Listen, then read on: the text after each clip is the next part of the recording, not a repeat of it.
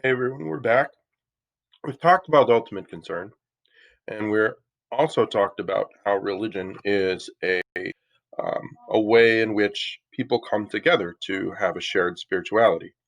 But what makes up a religion? We've got some ingredients that we're going to put together, and so the first is a practice, a ritual. You got to do stuff, right?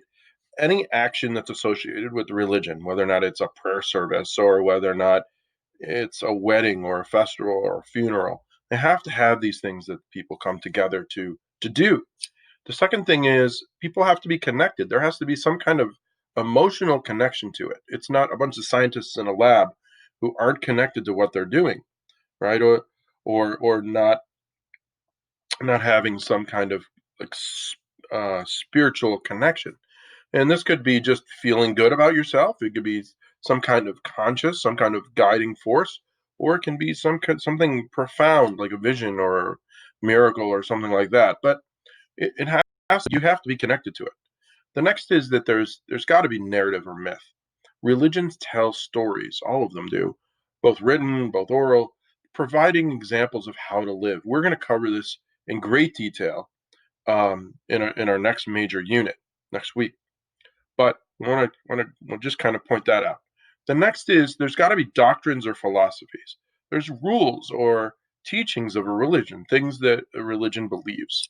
Also, there has to be ethics or laws, ways in which people kind of how their lives are meant to go, how they should live, how they should behave.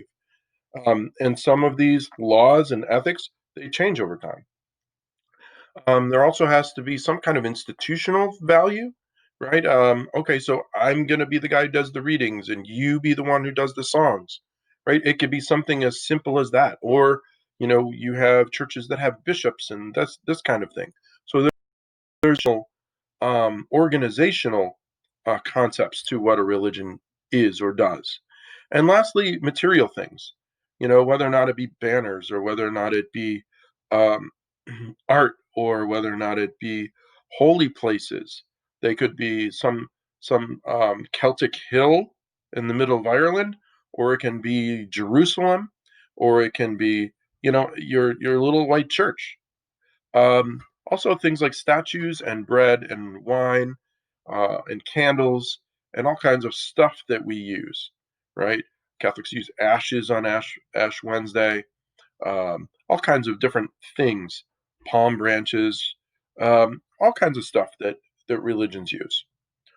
So, um, all right. So now we want to we're just gonna kind of hop around a little bit. There's Ferris Bueller.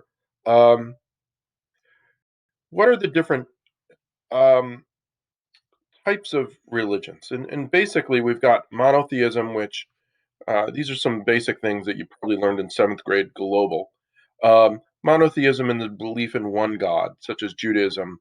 Mono means single or alone. Now, one thing you just want to make sure here is that if you're talking about a monotheistic God and you refer to the word God, it's going to be with a capital G. Polytheistic religions believe in many gods, such as Hinduism, and those gods are written with a small g. Now, a couple of these, pantheism and panentheism, honestly, you can hear me talk about them, but I have never, other than this class, have ever have had to really deal with these concepts. So if you're gonna like ignore something that I say today, that it would probably be this. So pantheism means that all is God. This is the belief that God is all the universe and is found in nature on earth, meaning that all of things that are created is God, right? Now, panentheism means that all is in God. So, yes, God is both everything that exists, and then God is outside of that as well. We could look at Native American spirituality there, where the divinity is in all living things, but then on top of that, the Great Spirit lives outside of the world as well. So that would be kind of panentheism. Now, the next thing that we have here is agnosticism. This is the belief that there isn't enough evidence to decide if there's a God or not, right? Thomas Huxley, who coined the phrase, claim that the question of whether or not God exists or not is unanswerable and so should remain unanswerable. This is the idea that uh, have the analogy of the jungle bridge. There's no way to know if the jungle bridge in front of us, which is kind of like old and kind of like ready, seems like it's going to fall down, um, and you don't know, you don't see around you any other way to get across the chasm, and so you just sit down and you don't try. Right? Now, there's two kind of agnostics that I've experienced. Number one, the ones that I respect are the agnostics who say, I really don't know if there's a God or not, and I'm keeping my mind open, and I'm actually like paying attention and seeing, and I'm reading things, and I'm learning, and I'm trying to hunt down an answer, yes or no, right? Then there's the second kind of agnostics that I don't really respect, and typically it's a lot of young people who just claim to be agnostics um, to get out of the conversation.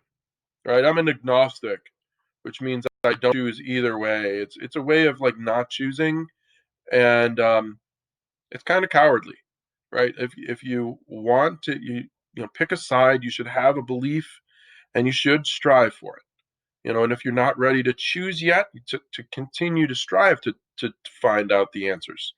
I think that is at least fair. So agnostics are ones who are still trying to look in the best sense. And lastly, we have atheism, and this is the belief that there are no gods or goddesses. Um, and this is humanism. This is an example of atheism. Some religions, such as Buddhism, they have no concept of a god at all, but they often get lumped into religions. All right, some practical suggestions when we're studying religions.